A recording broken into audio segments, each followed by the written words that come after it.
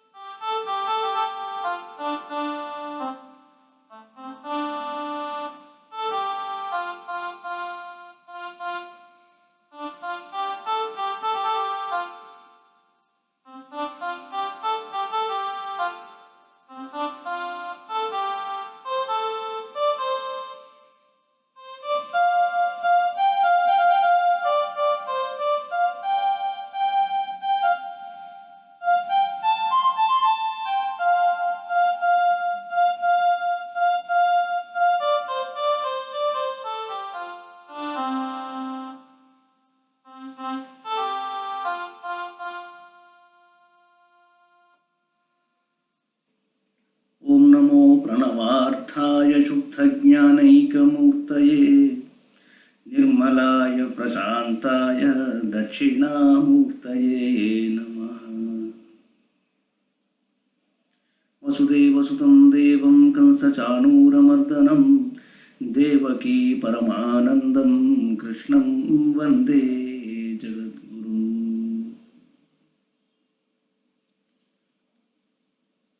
మహాభారతం ఆది పర్వం మొదటి అధ్యాయం. దీనిని అనుక్రమణికా పర్వం అంటారు. అంటే ఇది ఈ గ్రంథం ఎలా ప్రారంభించాలి, ఈ గ్రంథంలోని ముఖ్యమైన విషయాలు ఏమిటి, అలాగే గ్రంథంలోని చాలా విషయాల సంక్షిప్త వివరణ కూడా ఇందులో ఉంటుంది. గ్రంథ పఠనం వలన, వినడం వలన ఏమిటి ఫలితం, దీని మహిమ ఏమిటి, అది కూడా సంక్షిప్తంగా ఇందులో చెప్తారు. ఒక మైక్రోచిప్ లాగా మొత్తం సారాంశం ఇందులో ఉంటుంది.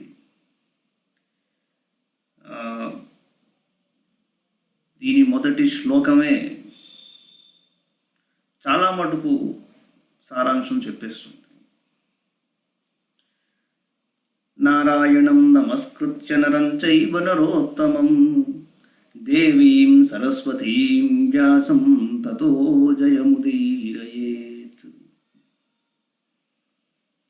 నారాయణం నమస్కృత్య, శ్రీమన్నారాయణుడికి నమస్కారం చేసుకుని, నరం చైవ నరోత్తమం, నరుడు నరోత్తముడు నరనారాయణ స్వరూపం, దేవీం సరస్వతీం, నరనారాయణ స్వరూపం. అలాగే ఈ నరనారాయణ స్వరూపం గురించి మాట్లాడినప్పుడల్లా మనకి కృష్ణార్జునుడు, కృష్ణుడు నారాయణుడు, అర్జునుడు నరుడు. అంచేత మహాభారతంలో వీళ్ళిద్దరి పాత్ర ప్రధానమైనది కాబట్టి నరనారాయణ స్వరూపం. నరం చైవ నరోత్తమం, లిటరల్ మీనింగే చెప్పుకుంటున్నాం ఫస్ట్. దేవీం సరస్వతీం వ్యాసం, దేవీం సరస్వతీం. ఎందుకు సరస్వతీదేవి వచ్చిందయ్యా అంటే, శబ్దబ్రహ్మము, అపౌరుషేయాలైన వేదములైన గ్రంథం స్వరూపంలో మన ముందరికి వచ్చిన రామాయణమైన, మహాభారతమైన, భాగవతమైన, ఏ పురాణాలైనా, నిత్య ఇతిహాసాలైనా అన్నీ సరస్వతీ స్వరూపాలే. దేవీం సరస్వతీం, అంబితమే నదీతమే దేవితమే సరస్వతి అంటుంది సరస్వతీ సూక్తం. ముఖ్యంగా భూషణములు వాణికి, నఖ శోషణములు, మృత్యుచిత్త భీషణములు, హృత్తోషణములు, కళ్యాణ విశేషణములు, హరికథోపచేత భాషణములు అంటాడు పోతన. కళ్యాణ విశేషణములు అంటే సరస్వతి సూక్తంలోనే చోదయిత్రి సూనృతానాం చేతంతి సుమతీనాం యజ్ఞం దదే సరస్వతి అంటాడు. మంగళకరములైన విషయాల పట్ల అటువైపు మనల్ని తీసుకువెళ్ళేది అమ్మవారు సరస్వతీదేవి. శబ్దస్వరూపంలో వచ్చిన ఈ అద్భుతమైన పలుకులు ఏవైతే ఉంటాయో ఇవన్నీ ఆవిడ స్వరూపాలు కాబట్టి ఇవి పట్టుకుంటే మనకి అన్నీ మంగళకరములే అని అర్థం. చేతంతి సుమతీనాం, అలాగా ఏమిటయ్యా అంటే, హరిగుణ మణిమయ సరములు గళగుణ శోభిల్లు భక్తకోటు నిలలో తెలివితో చెలిమితో కరుణగల్గి జగమెల్లను సుధాదృష్టిచే బ్రోచువారెందరో మహానుభావులు అందరికీ వందనములు అంటాడు త్యాగయ్య. హరిగుణ మణిమయ సరములు, గళమున శోభిల్లు, ముత్యాల సర, మన హారాలా లేక చంద్రహారాలా, పలకసర్లా, ఇవి కావు.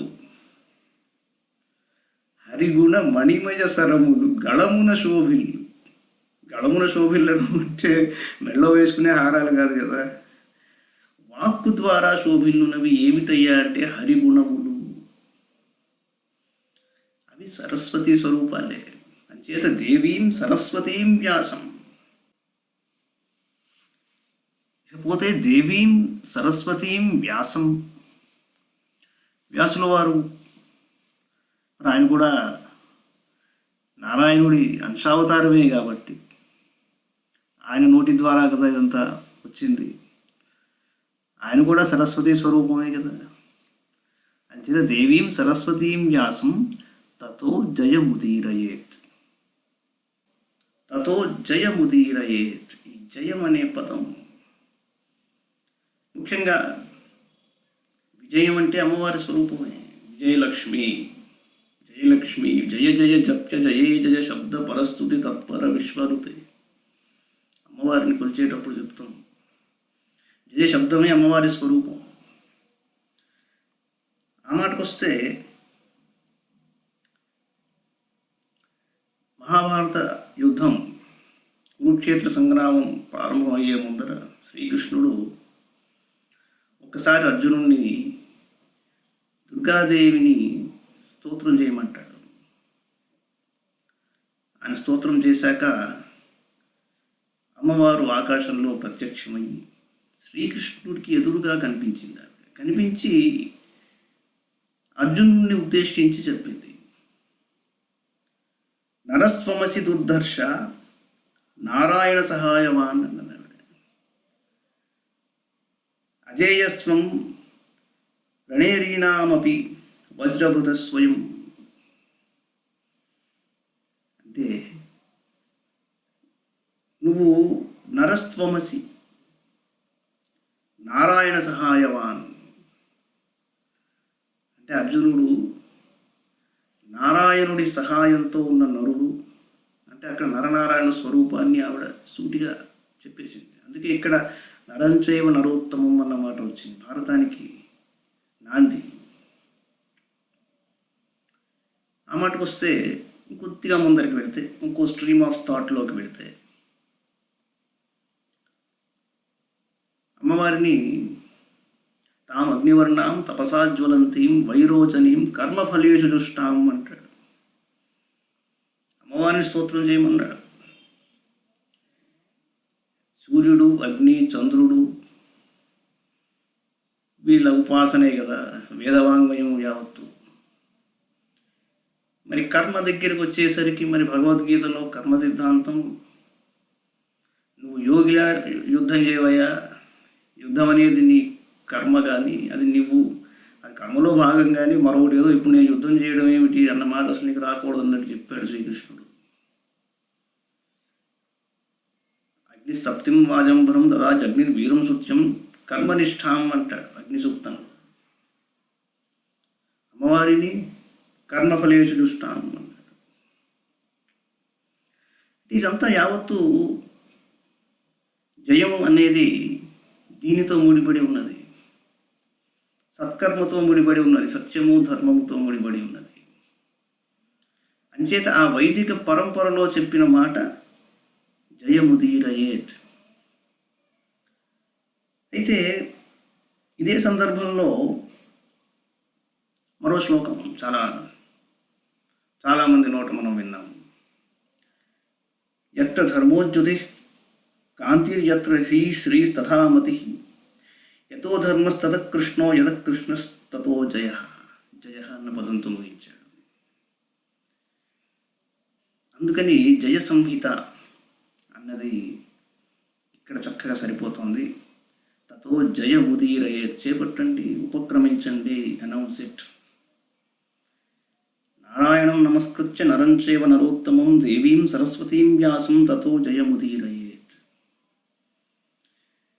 ఇంకొద్దిగా ముందరికి వెళితే మహాభారతం గృహస్థాశ్రమానికి పెద్దపీట వేస్తుంది. ద్రౌపదీదేవి పంచపాండవుల యొక్క సమగ్రమైన తేజస్సు గలది. ఈ ఐదుగురి శక్తి ఆవిడలో ఉంది. గార్హస్పత్యాగ్ని అని మీరు వినుంటారు. ముఖ్యంగా పతివ్రత స్త్రీ అగ్నిని ప్రజ్వలింపజేసి భర్తకి ఇస్తుంది, దానితో యజ్ఞం ప్రారంభమవుతుంది. ఇక్కడ విజయయాత్రకి బయలుదేరినప్పుడు అర్జునుడు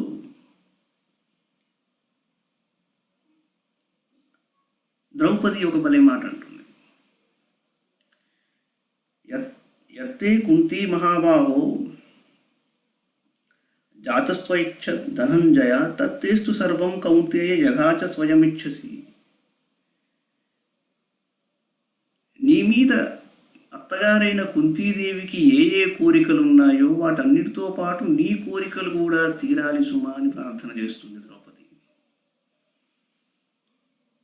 అంటే ఖచ్చితంగా ముందర భర్త ఎవరికి చెందినవాడు, అత్తగారికి కుమారుడు కాబట్టి ఆ రూట్లో వచ్చి తరువాత నీ కోరికలు అని ప్రస్తావిస్తుంది. ఎందుచేత అంటే నువ్వు అనుకున్న కోరికలు ఏమి తీరినా కూడా అవి నా కోసమే కదా. రెండవది, హ్రీ శ్రీ కీర్తి జ్యుతి పుష్టి రుమా లక్ష్మీ సరస్వతి ఇమా వై తప పాంథస్య పాలయంతు ధనం జయ అంటుంది. ఇన్ని అమ్మవారి పేర్లు. అంచేత విజయుడు అన్న పేరు అర్జునుడికే చెందింది.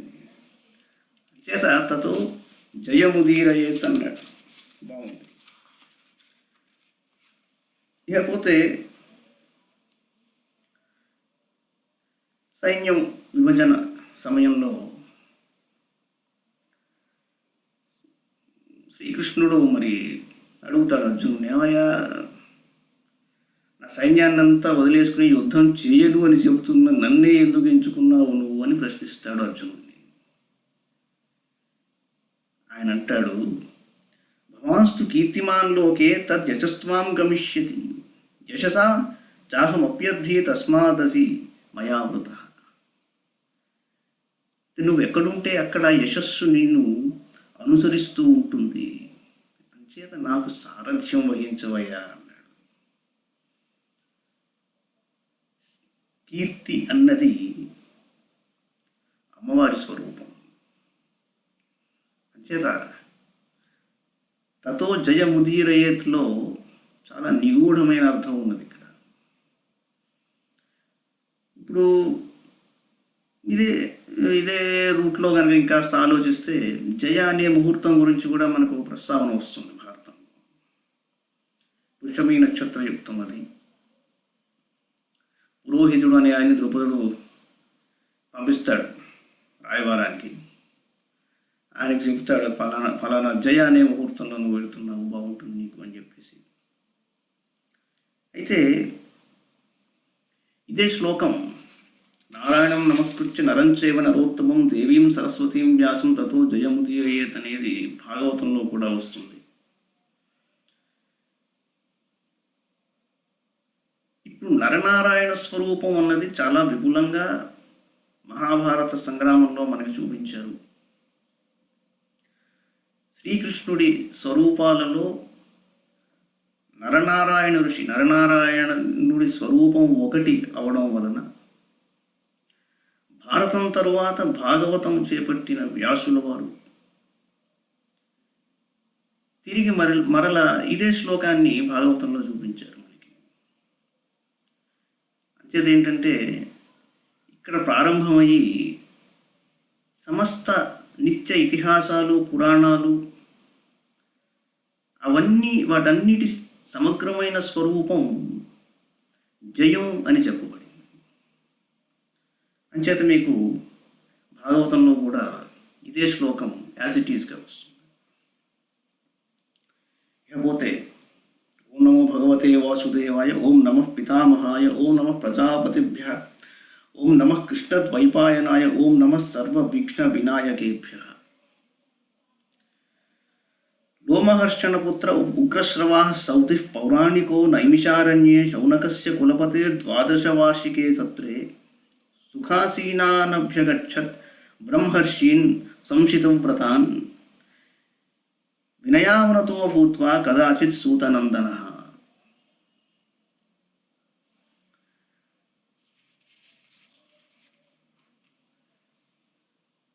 అయితే ఒక నైమిషారణ్యంలో శౌనక మహాముని 12 సంవత్సరాల సత్రం ఒకటి చేస్తూ ఉండగా లోమహర్షణుడి పుత్రుడైన ఉగ్రశ్రవుడు అనే ఆయన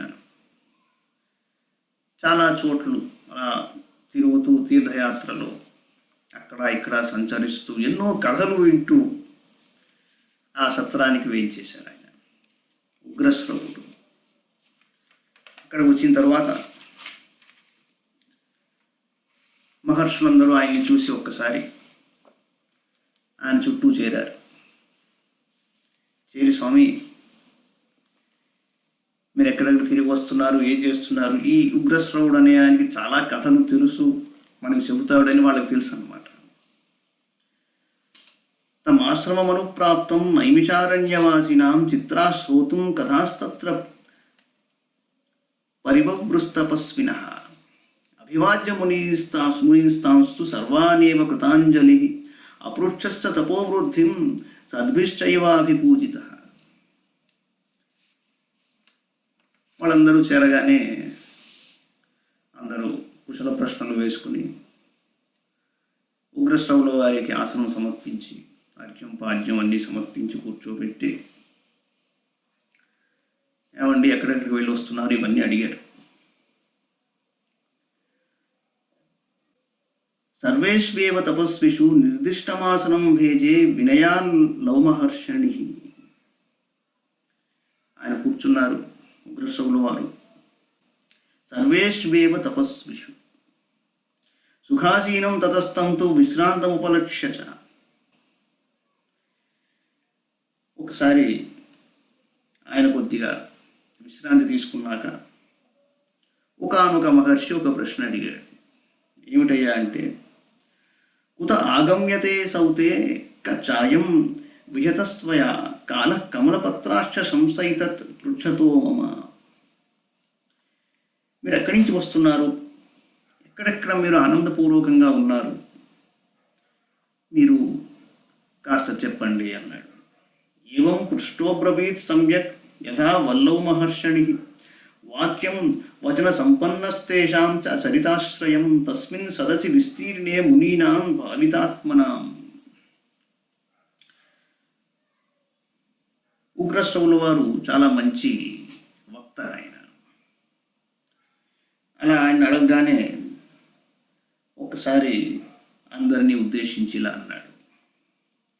సౌతిరువాచ జనమేజయశ్చ రాజర్షేః సర్పసత్రే మహాత్మనః సమీపే పార్థివేంద్రశ్చ సమ్యక్ పారీక్షితస్య చ కృష్ణద్వైపాయన ప్రోక్తాః సుపుణ్యా వివిధాః కథాః కథితాశ్చాపి విధివద్యా వైశంపాయనేన వై శ్రుత్వాహం తా విచిత్రార్థా మహాభారత సంశ్రితాః.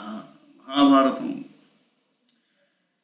చక్రవర్తి సమ్రాట్ అయిన రాజర్షి పరీక్షిత్తుని నందనుడు జనమేజయుడు సర్పయజ్ఞం చేస్తున్నప్పుడు అక్కడ వైశంపాయనుడు శ్రీకృష్ణద్వైపాయనుడు వ్యాసుడు నిర్మించిన పరమ పుణ్యమయమైన చిత్ర విచిత్రములైన అర్థాలతో ఉన్న మహాభారతాన్ని రకరకాల కథల ద్వారా చెబుతుంటే నేను అవన్నీ విని వస్తున్నాను అన్నాడు.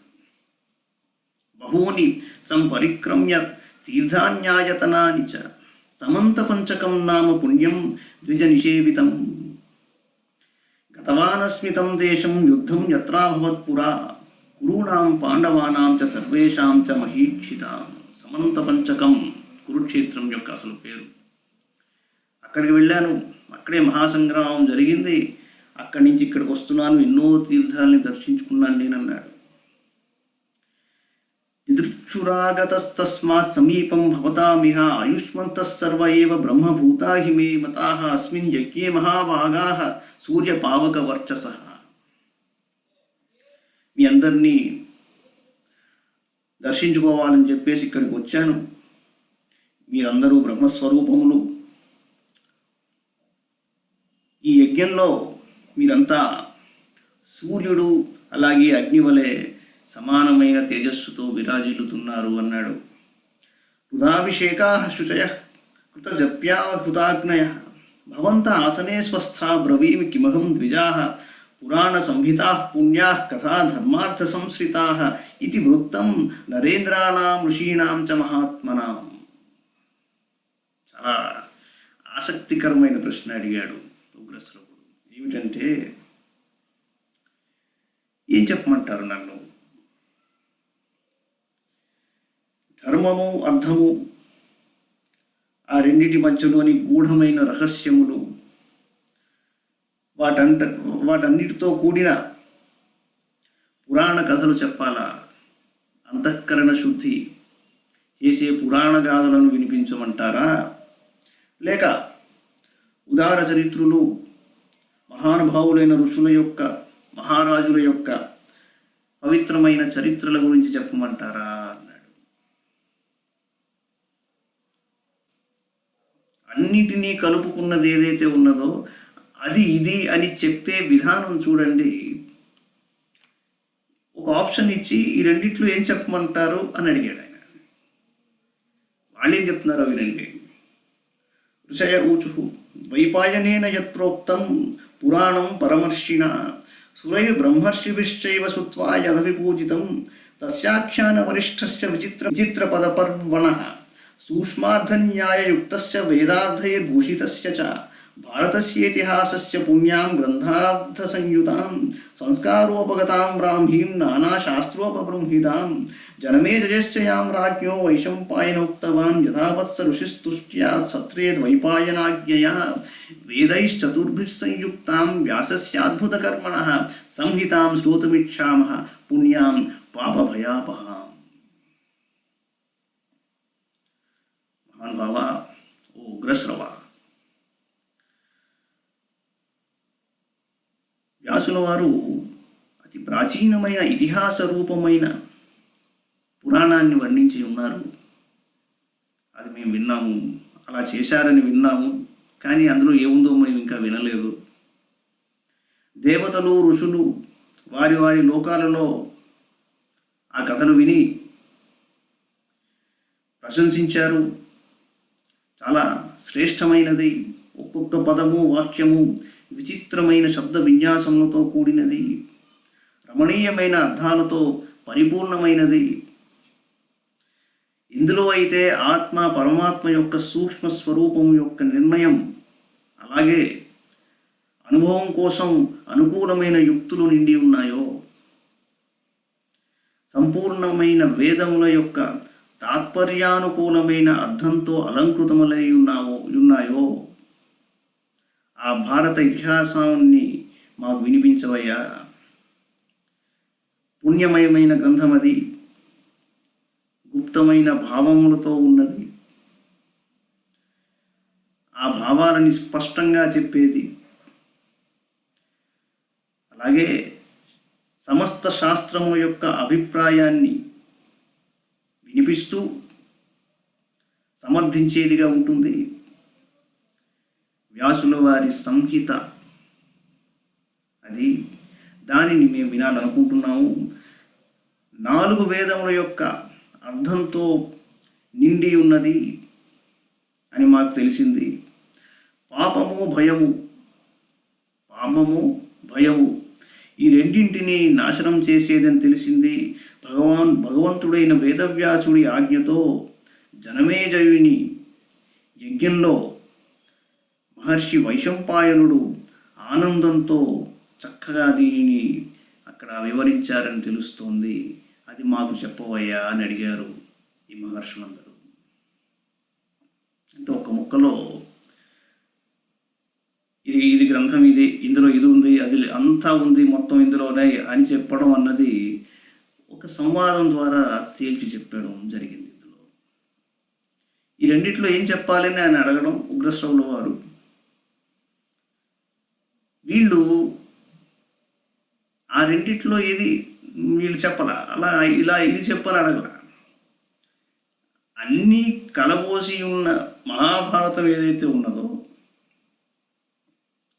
అది నువ్వు విన్నావు కాబట్టి అక్కడ జనమేజయుడి యజ్ఞంలో, సర్పయాగంలో నువ్వు దాని గురించి మాకు వివరంగా చెప్పవయ్యా అని అడిగారు ఈ మహర్షులందరూ. తర్వాత ఉగ్రశ్రవుల వారు ఏం చెప్పారో రాబోయే అంకంలో చూద్దాం. వసుదేవసుతం దేవం కంస చాణూరమర్దనం దేవకీ పరమానందం కృష్ణం వందే జగద్గురుం సర్వం శ్రీకృష్ణార్పణమస్తు. నరనారాయణులు ఏమిటి కాన్సెప్టు అని ఒక్కోసారి ఆలోచిస్తే చిన్నప్పుడు చదువుకున్నది గుర్తుకొస్తూ ఉంటుంది. అమీబా అనే సింగిల్ సెల్ ఆర్గానిజం డివైడ్ అయినప్పుడు మరో అమీబా ఏర్పడుతుంది. మరి మొదటి అమీబాకి ఈ రెండో అమీబా ఏమవుతుంది అంటే సృష్టి యావత్తు డివిజన్ మరల సింథసిస్, మరల సింక్రానిసిటీ మీదే ఆధారపడి ఉంటుంది. బహుశా ఇదే కాన్సెప్ట్ నరనారాయణుల విషయంలో కూడా వస్తుందేమో అని ఒక ఆలోచన వస్తూ ఉంటుంది. అలాగే భగవద్గీతలో పాండవులలో నేను అర్జునుడిని అంటాడు శ్రీకృష్ణుడు. ఆ మాట ఎవరికి చెప్తున్నాడు? అర్జునుడిగా చెప్తున్నాడు.